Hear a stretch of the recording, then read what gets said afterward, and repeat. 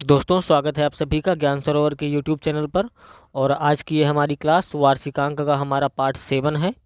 उम्मीद करता हूँ कि आप सभी अच्छे होंगे, स्वस्थ होंगे और अच्छे से पढ़ाई कर रहे होंगे। आज की जो हमारी क्लास है इसमें हम राज्य सरकार की कुछ प्रमुख योजनाएं देखेंगे और इसके अलावा कुछ अन्य टॉपिक्स पर भी हम बात करेंगे। तो उम्मीद करता हूँ कि आपको वीडियो पसंद आएगी, और यदि वीडियो पसंद आती है तो वीडियो को लाइक करिए और नई वीडियोज़ की जानकारी पाने के लिए चैनल को सब्सक्राइब जरूर करिए। तो शुरू करते हैं हम। सबसे पहला जो हमारा राज्य है वो है उत्तर प्रदेश।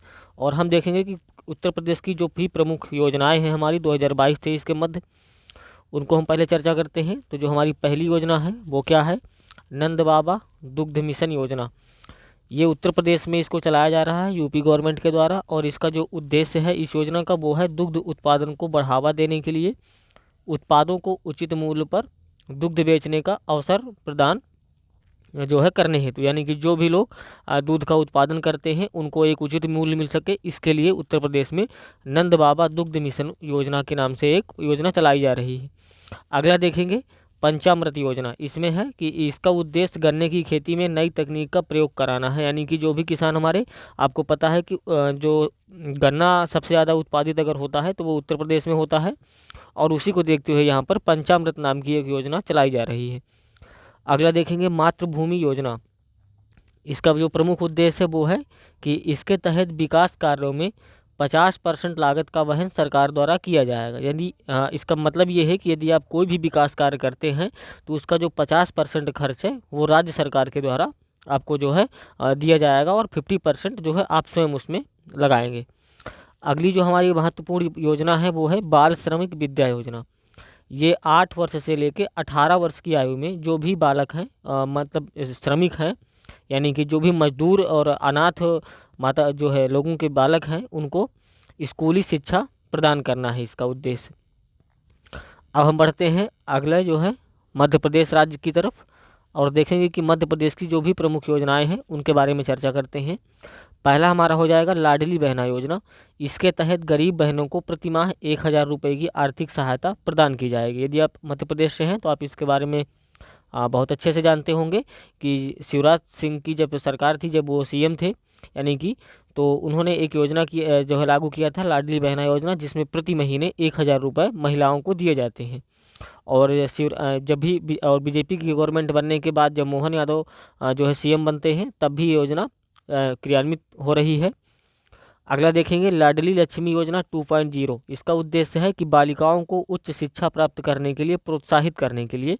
इसमें हुआ है ये कि पहले जो लाडली बहना योजना थी वो सिर्फ महिलाओं को 1,000 रुपये प्रदान करती थी, लेकिन जब लाडली बहना योजना 2.0 का जीरो जो है लागू की गई, तो उसमें क्या हुआ कि जितनी भी लड़कियां हैं या किशोरी हैं 18 वर्ष से ऊपर वाली, उनको भी 1,000 रुपये प्रति महीने दिया जाएगा। अगला है मुख्यमंत्री सीखो कमाओ योजना। यह योजना 18 से 29 वर्ष के युवाओं के लिए शुरू की गई है। इसके तहत चयनित उम्मीदवारों को प्रशिक्षण के साथ साथ 8 से 10,000 रुपये का भत्ता मिलता है। इसमें होता यह है कि यदि आप 18 साल से और 29 साल के बीच की आपकी उम्र है तो आप इसमें जो है अप्लाई कर सकते हैं, और इसमें आपको काम के साथ साथ कुछ मतलब आपको सिखाया भी जाएगा, स्किल भी आपको दी जाएगी, और उसके साथ में आपको लगभग मिनिमम 8,000 रुपये और अधिकतम आपको 10,000 रुपये इसमें जो है प्रति महीने जो है आपको सैलरी भी दी जाती है। अगला है सीएम आवासीय भूमि अधिकार योजना। इसके तहत लाभार्थी परिवार को आवास निर्माण के लिए 600 वर्ग फीट भूखंड दिया जाता है। ये ऐसे परिवारों को दिया जाता है जिनके पास भूमि नहीं है या भूमिहीन है, जो कि झोपड़ियों में रहते हैं सरकारी ज़मीनों पर या फिर किराए के मकान पे। उनके पास घर नहीं है, न घर बनाने के लिए ज़मीन है, तो उनको क्या है 600 वर्ग फीट एक ज़मीन दी जाती है घर बनाने के लिए। और घर बनाने के लिए भी जो पैसा मिलता है वो प्रधानमंत्री आवास योजना के तहत मिलता है। अगली जो योजना है मध्य प्रदेश की वो है मुख्यमंत्री बाल आशीर्वाद योजना। इसमें 18 वर्ष की उम्र के बाद अनाथ बच्चों को प्रति माह 5,000 रुपये की सहायता दी जाती है। ऐसे बच्चे जिनके माता पिता नहीं है, यानी कि उनका कोई भी जो है अगर कह दिया जाए उनका कोई गार्जियन नहीं है, तो उनको 5,000 रुपये प्रति माह जो है आर्थिक मदद की जाती है मध्य प्रदेश सरकार द्वारा। अगला देखते हैं छत्तीसगढ़। यदि आप यूपी या फिर एमपी के एग्जाम्स दे रहे हैं तो आप ये बिल्कुल मत सोचिए कि हम सिर्फ यूपी और एमपी की ही योजनाएं हमारे लिए महत्वपूर्ण है, अन्य राज्यों की हमारे किसी काम की नहीं है। जो भी अदर स्टेट हैं, देखिए होता यह है कि सभी स्टेट जो हैं भारत में हैं, और जब भी एग्ज़ाम होता है तो वो चाहे किसी भी स्टेट की, अगर वो महत्वपूर्ण परियोजना है जिससे हज़ारों लाखों लोग लाभान्वित हो रहे हैं और एक कल्याणकारी परियोजना के रूप में उसका जो है संचालन किया जा रहा है, तो बिल्कुल परीक्षा की दृष्टि से महत्वपूर्ण होती है और वो एग्ज़ाम में पूछे जा सकती हैं। तो आपको मैं चाहूँगा कि आप ये वीडियो अंत तक देखिए और आपके ये ज़रूर जो है काम की वीडियो है। अगला देखेंगे छत्तीसगढ़ राज्य की प्रमुख योजनाएं। तो छत्तीसगढ़ में मुख्यमंत्री मितान योजना, इसके तहत होता यह है कि नागरिक घर बैठे 100 सार्वजनिक सेवाओं का लाभ उठा सकते हैं। इसमें ये है कि मतलब 100 से अधिक जो भी सार्वजनिक सेवाएं हैं, जैसे मान लीजिए कि ज़मीन से जुड़े मामले हो गए और आपको आय जाति निवास से जुड़े मामले हो गए, तो वो आप घर बैठे ही इन सभी का लाभ उठा सकते हैं। अगला देखेंगे मुख्यमंत्री महतारी न्याय रथ योजना। ये राज्य महिला आयोग द्वारा महिलाओं के अधिकारों के बारे में जागरूकता बढ़ाने हेतु यह कार्यक्रम चलाया जा रहा है। आपको जानकारी होगी कि राज्य महिला आयोग जो है क्या करता है कि महिलाओं के जो अधिकार हैं उनको महिलाओं में जागरूकता बने, मतलब लोगों को पता चले, इसके लिए मुख्यमंत्री महतारी न्याय रथ योजना के नाम से एक योजना छत्तीसगढ़ में चलाई जाती है। अगला देखेंगे ग्रामीण आवास न्याय योजना। इसका जो उद्देश्य है वो है जो लोग ज़रूरतमंद हैं तथा प्रधानमंत्री आवास योजना से वंचित हैं वैसे लोगों को आवास उपलब्ध कराने हेतु, यानी कि जिन लोगों को पीएम आवास नहीं मिल पाया तो उन लोगों को जो है छत्तीसगढ़ सरकार के द्वारा आवास उपलब्ध कराए जाएंगे। अगला देखते हैं कौशल्या मातृत्व योजना। इसके तहत अब राज्य में दूसरी पुत्री के जन्म पर 5,000 रुपये की जो है राशि दी जाएगी। यदि जो है किसी भाई बंधु के दूसरी पुत्री भी मान लीजिए जन्म ले लेती है घर में, तो उनको मिलेगा क्या, पहली पुत्री में तो मिलता ही था छत्तीसगढ़ में, लेकिन कौशल्या मातृत्व योजना के तहत जो दूसरी पुत्री भी जन्म लेती है उसमें भी आपको जो है 5,000 रुपये की राशि दी जाती है। अगला बढ़ते हैं पश्चिम बंगाल की प्रमुख योजनाएं। देखेंगे पश्चिम बंगाल की, तो पहली हो जाएगी परय शिक्षालय परियोजना। इसके तहत प्राइमरी छात्रों को खुले में पढ़ाया जाएगा, यानी कि उनको जो है ऐसे माहौल में पढ़ाया जाए जिससे उनको ये ना लगे कि जो है हम कैद हो गए हैं या एक कमरे के अंदर हम स्कूल में बैठे हैं। मतलब उनको ऐसा लगे कि एकदम जो है कहें कि मज़े मज़े में जो है पढ़ाई हो रही है, खुले मैदान में एकदम हंसते खेलते हुए। तो परय शिक्षालय परियोजना चलाई जा रही है। माँ की रसोई योजना। इसके तहत होता यह है कि गरीबों और निराश्रितों के लिए 5 रुपये में भोजन उपलब्ध कराने के लिए जो है पश्चिम बंगाल की सरकार ने व्यवस्था किया है कि 5 रुपये में आप जो है जितने भी हमारे गरीब जो मतलब जिनके पास खाने के लिए पैसे नहीं हैं या फिर वो नहीं खाना जो है अफोर्ड कर सकते हैं, उनको पश्चिम बंगाल सरकार की तरफ से 5 रुपये में आपको भरपेट भोजन जो है कराया जाता है। अब अगला देखेंगे ओडिशा राज्य की प्रमुख योजनाएं। तो पहला हो जाएगा घर पर पोषण योजना। इसमें है कि अविकसित और कमज़ोर विकास वाले बच्चों एवं एनीमिया से पीड़ित गर्भवती महिलाओं को घर घर जाकर भोजन की उपलब्धता सुनिश्चित कराने हेतु ये योजना चलाई जा रही है। अगला है आशीर्वाद योजना। ये कोविड अनाथों की शिक्षा, स्वास्थ्य और रखरखाव के लिए है, यानी कि जो भी कोविड बीमारी में जिनके माता पिता की जो है मृत्यु हो गई और वो बच्चे अनाथ हो गए, उनके लिए आशीर्वाद योजना ओडिशा में चलाई जा रही है। और अगली योजना की तरफ बढ़ते हैं जो कर्नाटक से संबंधित है। कर्नाटक में जो प्रमुख योजनाएं चल रही हैं वो है गृह लक्ष्मी योजना। इसके तहत घर की महिला मुखिया को प्रति माह 2,000 रुपये की सहायता मिलती है। और अगला है जन सेवक योजना। इसमें सरकारी सेवाओं को नागरिकों के दरवाजे तक लाने के लिए जो है सरकार इसको चला रही है। अगला देखेंगे गुजरात सरकार द्वारा प्रमुख योजनाएं जो संचालित की जा रही हैं वो है वतन प्रेम योजना। इसके तहत गुजराती 60% का जो है 60% का धनराशि देकर पसंद की परियोजनाओं और एजेंसियों को ले सकेंगे हैं। और जो अगला है वो है गो ग्रीन योजना। इसमें औद्योगिक कर्मचारियों को बैटरी चालित दोपहिया वाहनों की खरीद पर छूट प्रदान जो है किया जाता है। और ये दोनों योजनाएं जो हैं गुजरात में बहुत अच्छी तरह से संचालित हो रही हैं और इनकी जो है बड़ी प्रशंसा भी हुई थी। अगला देखते हैं झारखंड राज्य की प्रमुख परियोजनाएं। इसका है पहला है हमारा अबुआ आवास योजना। इसका उद्देश्य 15,000 करोड़ रुपए की लागत से अगले 2 वर्षों में ज़रूरतमंदों के लिए घर उपलब्ध कराना, यानी कि 15,000 करोड़ रुपए की लागत से अगले 2 सालों में घर बनाकर जो है गरीब लोगों को दिए जाएंगे। और दूसरी योजना है सहाय योजना। इसका उद्देश्य है कि माओवादी प्रभावित जिलों में युवा खेल प्रतिभाओं को जो है पोषित करने हेतु, जो माओवादी से प्रभावित जिले हैं वहाँ पर क्या होगा कि युवाओं को खेल के लिए जो है प्रोत्साहित किया जाएगा, जिससे उनका थोड़ा सा ध्यान जो अन्य गतिविधियों में जाता है वो हट करके और एक प्रतिभा संपन्न जो है वो झारखंड राज्य बन जाए। अगली योजना देखेंगे जो केरल से संबंधित है। केरल राज्य देख लेते हैं केरल राज्य की योजना।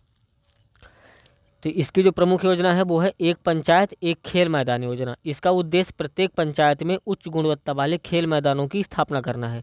केरल राज्य में क्या है कि प्रत्येक जितनी भी पंचायतें हैं, प्रत्येक पंचायत में उसका स्वयं का एक जो है अच्छा खेल मैदान होना चाहिए जिसमें बच्चे खेल सकें, और खेल जो है एक तरह से जो खेल है उसको जो है प्रोत्साहन मिल सके। अगली योजना है तमिलनाडु से संबंधित। तमिलनाडु की जो योजनाएं हैं वो है पुधुमई पेन योजना। इसमें सरकारी स्कूलों से उच्च शिक्षा संस्थानों में लड़कियों के नामांकन अनुपात को बढ़ाना है।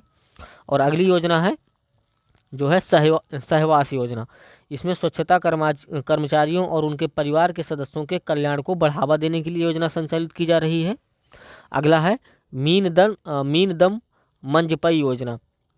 इसका जो प्रमुख उद्देश्य है वो है प्लास्टिक के थैलियों को सीमित कर कपड़े के थैलियों को बढ़ावा देना, यानी कि जो प्लास्टिक बैग्स हैं उनको सीमित करना और उसकी जगह में कपड़े के जो कपड़े की बनी थैलियां हैं उनको प्रोत्साहित करना है, जिससे कि प्रदूषण में ये जो प्लास्टिक हमारा फैल रहा है कचरे के रूप में, उससे निजात पाया जा सके।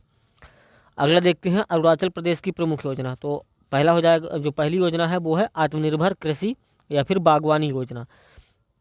इसका जो प्रमुख उद्देश्य है वो है कृषि बागवानी को बढ़ावा देने के लिए कृषि विभागों को 60 करोड़ रुपए दिए जाएंगे। और अगला बढ़ते हैं तेलंगाना राज्य की प्रमुख योजना।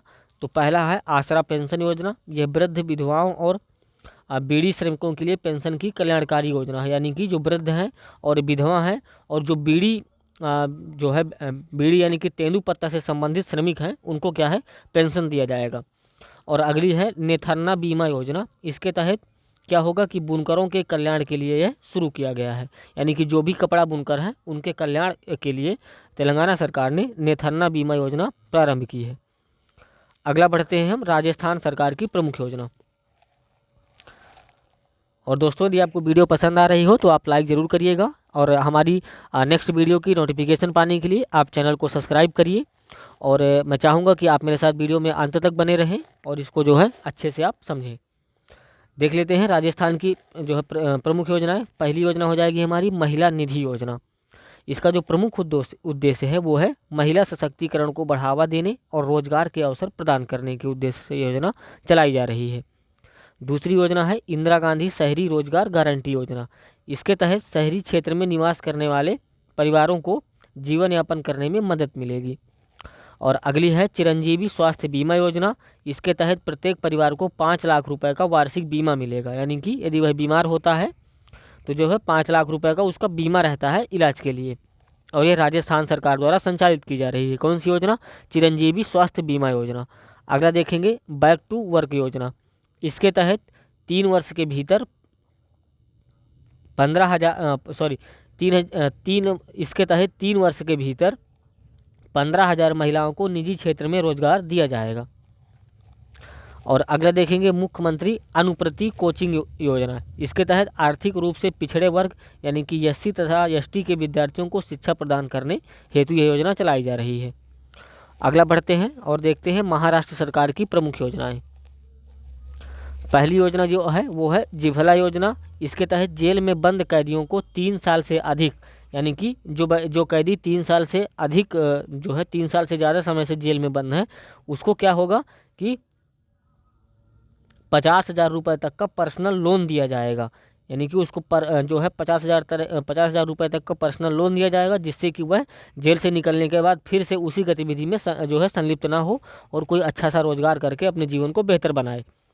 और अगली योजना देखते हैं हरियाणा सरकार की। हरियाणा सरकार द्वारा चलाई जा रही योजना पहला है चिराग योजना। इसके तहत 1.8 लाख वार्षिक से कम आय वाले परिवार के बच्चों को कक्षा 2 से 12वीं तक निजी स्कूल में मुफ्त प्रवेश दिया जाएगा। बिजाई योजना।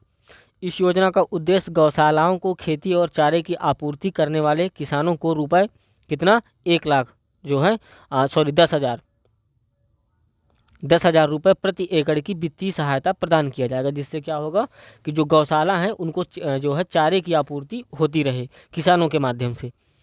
और अगली योजना है ई अधिगम योजना।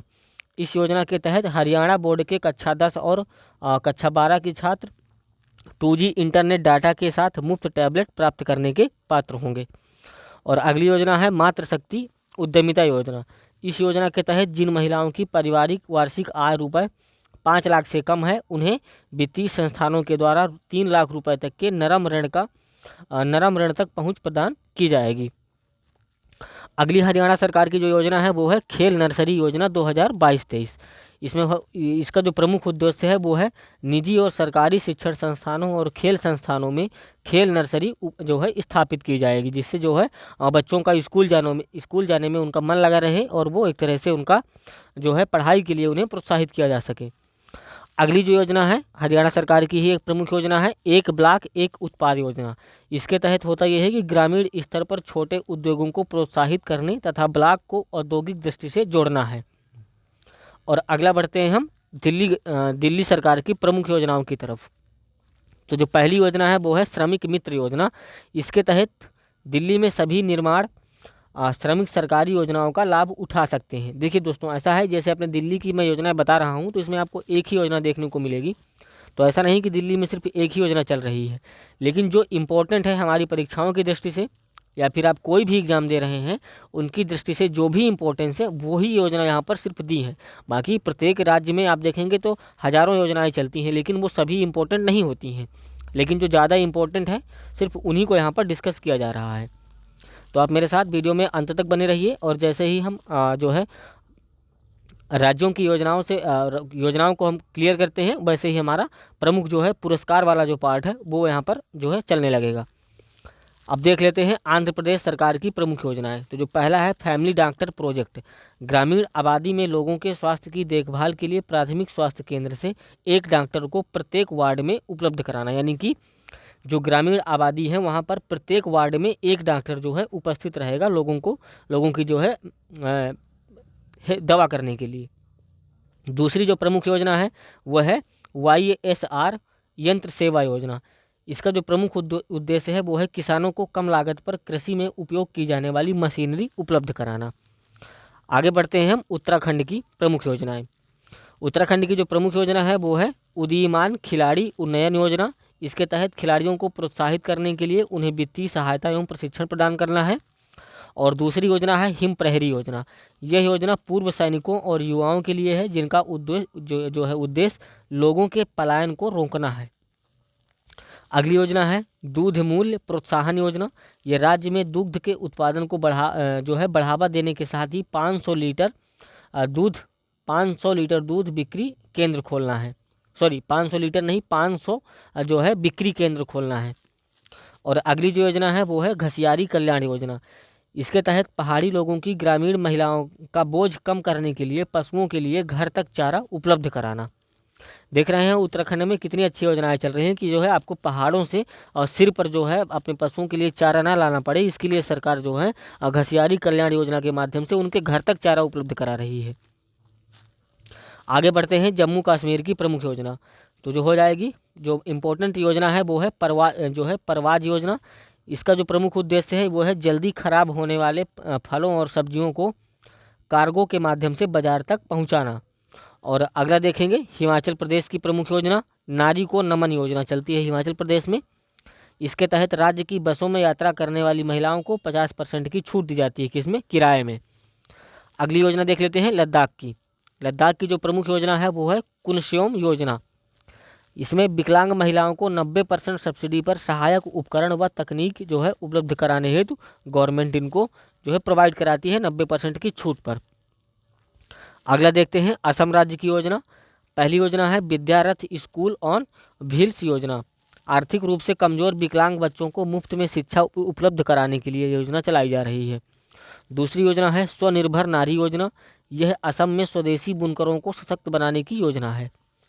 और जो अगली योजना हो जाएगी वो है अरुणोदय 2.0 योजना। इसके तहत राज्य के महिलाओं को डीबीटी के माध्यम से 1250 रुपये की आर्थिक सहायता यहाँ पर प्रदान की जाती है। और जो अरुणोदय योजना है ये कई एग्जाम्स में अभी तक जो है पूछी जा चुकी है। आगे बढ़ते हैं और देखते हैं बिहार सरकार की प्रमुख योजनाएं। जो हर घर गंगा जल योजना, इसके तहत क्या हो रहा है कि 2051 की जनसंख्या को टारगेट करते हुए गंगा नदी के पानी को पाइपलाइन के जरिए राजगीर, गया, बोध गया एवं नालंदा को उपलब्ध कराने हेतु, यानी कि 2051 तक कितनी जनता हो जाएगी इसका आकलन करके, और जो है गंगा नदी में जो है पाइपलाइन बिछा करके राजगीर, गया, बोध गया एवं नालंदा तक जो है इसकी सप्लाई का काम चालू कराया गया है, किसके, हर घर गंगा जल योजना के तहत। अगला देखते हैं मुख्यमंत्री महिला उद्यमी योजना। महिलाओं को नया रोजगार शुरू करने के लिए 10 लाख रुपए की राशि प्रदान की जाती है बैंक के माध्यम से। अगला देखेंगे पंजाब राज्य की प्रमुख योजना लोक मिलनी योजना। इसके तहत जनसंपर्क बढ़ाना तथा राज्य के लोगों की शिकायतों के निवारण हेतु मंच प्रदान करना इसका प्रमुख उद्देश्य है। अगली जो योजना है वो है स्कूल ऑफ एमिनेंस प्रोजेक्ट। इसके तहत कक्षा 9 से 12 तक के सरकारी स्कूलों को स्कूल ऑफ एमिनेंस में अपग्रेड किया जाएगा। अगला जो हमारा राज्य हो जाएगा वो है त्रिपुरा। त्रिपुरा राज्य की महत्वपूर्ण 2 योजनाएं हैं। पहली है अर्नविद लर्निंग स्कीम। इसके तहत होता ये है कि छात्रों को नामांकित करना है, ऐसे छात्रों को नामांकित करना है जिन्होंने कोविड-19 के प्रकोप के बाद स्कूल छोड़ दिया है। और जो दूसरी है वो है सीएम श्रृति कल्याण प्रकल्प योजना। इसके तहत राज्य के 7,000 जो चाय बागान श्रमिकों को सामाजिक सुरक्षा प्रदान करना है। प्रमुख जो है राज्यों की योजनाएं।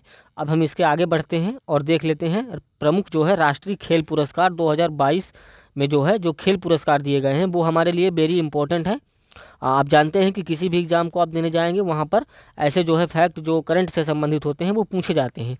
तो उसी विषय में हम देखेंगे प्रमुख जो है राष्ट्रीय खेल पुरस्कार किनको मिलता है और कब जो है किस खेल के लिए मिलता है। तो जो पहला खेल है हमारा मेजर ध्यानचंद खेल रत्न पुरस्कार 2022। ये सिर्फ एक खिलाड़ी को मिला है, किसको, श्री शरद कमल अंचत को, और ये टेबल टेनिस के खिलाड़ी थे। तो ये आप ध्यान दीजिएगा, मेजर ध्यानचंद खेल रत्न पुरस्कार 2022 में किसको दिया गया है, श्री शरद कमल अंचत, जो कौन है, टेबल टेनिस के खिलाड़ी हैं। अब अगला देखते हैं अर्जुन पुरस्कार 2022। जो अर्जुन पुरस्कार 2022 में कुल 25 लोगों को दिया गया है और उनमें खिलाड़ी है, सबसे पहली हो जाएंगी हमारी सीमा पूनिया जो है क्या है, एथलेटिक्स हैं। दूसरे हो जाएगी एल्डहास पाल, श्री एल्डहास पाल, ये भी एथलेटिक्स है। और तीसरे अविनाश मुकुंद साबले, ये भी एथलेटिक्स हैं। यानी कि अगर आप कहें तो जो है एथलेटिक्स में 3 अर्जुन पुरस्कार मिले हैं, किसको, सीमा पूनिया, एल्डहास पाल और अविनाश मुकुंद साबले। और बैडमिंटन की बात करें तो दो बैडमिंटन खिलाड़ियों को मिले हैं, कौन से, अर्जुन पुरस्कार। पहला लक्ष्य सेन और दूसरा HS प्रणय, इनको ये जो है दोनों बैडमिंटन के खिलाड़ी हैं। और अगला देख लेते हैं अमित पंघाल जो एक बॉक्सिंग की जो है, इनको किस में मिला है, बॉक्सिंग में इनको मिला है अर्जुन पुरस्कार। और निकहत जरीन को मिला है बॉक्सिंग में। शतरंज की बात करें तो टोटल 2 लोगों को शतरंज में अर्जुन पुरस्कार दिया गया है। पहला भक्ति प्रदीप कुलकर्णी और रमेश बाबू प्रज्ञानंदा। तो 2 लोगों को मिलता है शतरंज में, किसको जो है भक्ति प्रदीप कुलकर्णी जी को और प्रज्ञानंदा यानी कि रमेश बाबू को। अगला देखते हैं हॉकी में एक पुरस्कार मिलता है, किसको, दीप ग्रेस इक्का को। और जूडो की बात करें तो जूडो में मिला है सुश्री सुशीला देवी को। कबड्डी में जो मिला है वो मिला है साक्षी कुमारी को। और लान बॉल जो एक खेल है उसमें मिला है नयन मोनी साक्या को, क्या मिला है, अर्जुन पुरस्कार मिला है। आगे देखते हैं सागर कैलाश जो है ओवलकर को मलखम्ब में अर्जुन पुरस्कार मिला। और एलावेनिल जो है वलारिवान को शूटिंग में अर्जुन पुरस्कार मिला है। ओम प्रकाश बिठारवाल को शूटिंग में अर्जुन पुरस्कार दिया गया। और श्रीजा अकुला को टेबल टेनिस में अर्जुन पुरस्कार दिया गया। वेट लिफ्टिंग की बात करें यानी कि भारोत्तोलन में तो विकास ठाकुर को अर्जुन पुरस्कार मिला है। और जो कुश्ती है उसमें 2 लोगों को मिला है, एक मिला है सुश्री अंशु को और सरिता को। अंशु और सरिता को किसमें मिला है, कुश्ती में जो है अर्जुन पुरस्कार मिला है। आगे देखते हैं प्रवीण को जो अर्जुन पुरस्कार मिला है वो वुशु में मिला है। और मानसी गिरीश चंद्र जोशी को पैरा बैडमिंटन जो है बैडमिंटन में। और जो पैरा बैडमिंटन है इसमें 2 लोगों को मिला है, तरुण ढिल्लो और मानसी गिरीश चंद्र जोशी को। पैरा स्विमिंग की बात करें तो यहाँ पर मिला है स्वप्निल संजय पाटिल को। और वाधी रीफ यानी कि बैडमिंटन में जो है किसको मिला है, जेरलिन अंकिता जे को जो है ये पुरस्कार मिले हैं, अर्जुन पुरस्कार। अब आगे बात करते हैं हम द्रोणाचार्य पुरस्कार 2022 कुल 4 लोगों को जो है मिला है। क्या, द्रोणाचार्य पुरस्कार 2022 में कुल 4 लोगों को। पहला जो मिला है जीवनजोत सिंह तेजा, दूसरा मोहम्मद अली कम, तीसरा सुश्री जो है सुमा सिद्धार्थ जो है सिरूर, और सुजीत मान। ये किस में मिला है, जीवनजोत सिंह तेजा को मिला है तीरंदाजी में, तेजा से तीरंदाजी यानी कि तेजा को मिला तीरंदाजी में, और मोहम्मद अली को मिला बॉक्सिंग में। जो है आप इसको याद रख सकते हैं कि मोहम्मद अली ने जो है किसको मिला, बॉक्सिंग में मिला, और सिद्धार्थ जो सिरूर हैं उनको मिला है पैरा शूटिंग में, और सुजीत मान को मिला है कुश्ती में। तो ये हो गए हमारे द्रोणाचार्य पुरस्कार। और देखते हैं, और हाँ एक चीज़ यहाँ पर ध्यान देने बात है कि द्रोणाचार्य पुरस्कार 2022 ये नियमित श्रेणी जो है, नियमित श्रेणी में 4 लोगों को मिला है, और इसमें जो द्रोणाचार्य पुरस्कार 2022 की जो लाइफ टाइम श्रेणी हो जाएगी उसमें कुल 3 लोगों को दिया गया है। पहला दिनेश जवाहर लाट जो कि क्रिकेट के खिलाड़ी हैं, और दूसरा हो जाएंगे बिमल प्रफुल्ल घोष जो फुटबॉल के खिलाड़ी हैं, और तीसरे हो जाएंगे राज सिंह जो कि कुश्ती के खिलाड़ी हैं। ये जो है लाइफ टाइम श्रेणी के पुरस्कार हैं। अगला बढ़ते हैं, ध्यानचंद पुरस्कार 2022 कुल 4 लोगों को दिया गया है। पहला अश्विनी अंकुजी सी, ये एथलेटिक्स के खिलाड़ी हैं, और दूसरे धर्मवीर सिंह ये हॉकी के खिलाड़ी हैं, बीसी सुरेश ये कबड्डी के खिलाड़ी हैं, नीर बहादुर गुरुंग ये कौन है, ये पैरा एथलेटिक्स है। तो इस तरह से जो मेजर ध्यानचंद पुरस्कार है ये कुल 4 लोगों को दिया गया है 2022 में। किसको किसको एक बार और देख लीजिएगा, अश्विनी कुमार जो है अश्विनी अंकुजी, धर्मवीर सिंह, बीसी सुरेश, नीर बहादुर गुरुंग। और अगर क्रमशः खेल की बात करें तो जो है एथलेटिक्स, हॉकी, कबड्डी और पैरा एथलेटिक्स। आगे बात करते हैं राष्ट्रीय खेल जो है प्रोत्साहन पुरस्कार 2022 कुल 3 संस्थानों को दिए गए हैं राष्ट्रीय खेल जो है प्रोत्साहन पुरस्कार 2022 में। पहला जो कैटेगरी हो जाएगी वो है युवा खिलाड़ियों की पहचान और प्रोत्साहन के लिए किसको दिया गया है, तो ट्रांसटॉडिया इंटरप्राइजेस प्राइवेट लिमिटेड को दिया गया है। दूसरा खेल को बढ़ावा देने के लिए किसको दिया गया, कलिंग औद्योगिक प्रौद्योगिकी संस्थान को दिया गया है। और जो तीसरा जो दिया गया है वो विकास यानी कि विकास के खेल के लिए किसको दिया गया, Ladakh ski and snowboard association को ये पुरस्कार दिए गए हैं। अब आगे देख लेते हैं भारतीय ग्रैंड मास्टर पुरस्कार जो मिले हैं पुरुष एवं महिला दोनों को। तो जो 83वें नंबर का ग्रैंड मास्टर मिला है वो आदित्य एस सामंत को मिला है जो कि महाराष्ट्र से हैं। 82 नंबर का यानी कि 82 नंबर का ग्रैंड मास्टर मिला है बुपल्ला प्रणीत को, तेलंगाना के हैं। 81 ग्रैंड मास्टर किसको मिला, सयांतन दास जो कोलकाता के हैं। 80वें ग्रैंड मास्टर मिलता है विघ्नेश NR चेन्नई के हैं। 79वें ग्रैंड मास्टर किसको मिला, प्रणेश M तमिलनाडु के हैं। 78वें ग्रैंड मास्टर किसको मिलता है, कौस्तव चटर्जी कोलकाता के हैं। और 77वें ग्रैंड मास्टर की बात करें तो आदित्य मित्तल जो कि मुंबई के हैं, इनको दिया गया है। 76वें ग्रैंड मास्टर प्रणब आनंद बेंगलुरु के जो हैं उनको दिया गया। और 75वें ग्रैंड मास्टर P प्रणब जो कि चेन्नई तमिलनाडु से हैं, इनको दिया जाता है।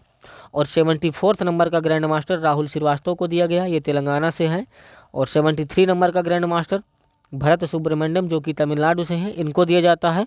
और 72 नंबर का जो ग्रैंड मास्टर है वो मित्राभ गुहा जो कि कोलकाता से हैं। और 71 नंबर का ग्रैंड मास्टर संकल्प गुप्ता जो कि कहाँ से हैं, नागपुर से, इनको दिया गया है। अब थोड़ा सा देख लेंगे कि राष्ट्रीय खेल पुरस्कार एवं पुरस्कार राशि जो है दी जाती है। तो जो मेजर ध्यानचंद खेल रत्न पुरस्कार जिसको मिलता है उसको क्या मिलता है पुरस्कार के रूप में, तो उसको 25 लाख रुपए की राशि मिलती है। और जिसको अर्जुन पुरस्कार दिया जाता है उसको 15 लाख रुपए की राशि मिलती है यानी कि इनाम के तौर पे। और द्रोणाचार्य पुरस्कार जिसको लाइफ टाइम श्रेणी का दिया जाता है उसको 15 लाख रुपए, और जो द्रोणाचार्य पुरस्कार नियमित श्रेणी का है उसको 10 लाख रुपए दिए जाते हैं। और ध्यानचंद पुरस्कार में आप जो है टोटल राशि 10 लाख रुपए की दी जाती है। तो इस तरह से जितने भी हमारे खेल यानी कि खेल पुरस्कार दिए जाते हैं उनको जो है जो भी राशि मिलती है वो हमने यहाँ पर बहुत अच्छे से जाना। और आज की क्लास को हम यहीं पर करेंगे द एंड, और आगे हम नेक्स्ट जो है अगली वीडियो में लेकर आएंगे कुछ जो है अगले और नए पार्ट्स। जो ये हमारा करंट का जो है अगली वीडियो 8वां भाग होगी। और आप सभी को वीडियो देखने के लिए बहुत बहुत धन्यवाद। और वीडियो अगर यदि आपको पसंद आती है तो आप लाइक ज़रूर करिएगा, चैनल को सब्सक्राइब जरूर करिए।